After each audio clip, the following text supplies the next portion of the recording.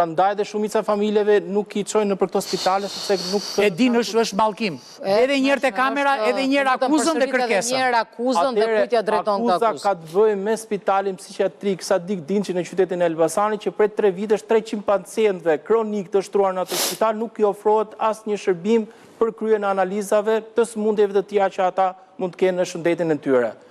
Ajo çfarë ne i kërkojmë Ministrisë së Shëndetësisë është të lidh me njëherë kontratën për të ofruar këtë shërbim për këta 300 pacientë të shtruar në këtë spital të qytetit e Elbasanit. Pra, zonja ministre, nuk po kërkojmë në një tender, nuk po kërkojmë asgjë, po kërkojmë një të drejtë të qytetarëve të qytetit e Elbasanit, që është 20 minuta kur s'ka trafik nga Tirana, ose 40 ose 1 orë 30 minuta kur ka trafik, për t'i marrë dhe për t'i sjellë, nëse s'është e mundur të bëhen në Elbasan, ose diku tjetër në Elbasan, për t'i sjellë në Tiranë minimalisht, dhe për të kuptuar këtë situatë, se janë të rënduar dhe nga pjesa e shëndetit mendor dhe ne duhet të kuptojmë.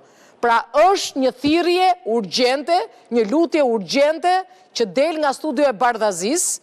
Edhe ka folur, Sejrani ka folur me mjek, ka folur me infermier. Por këta qytetarë që janë 300, janë pak, janë 300 qytetarë që kërkojnë këtë ndihmë që është determinante.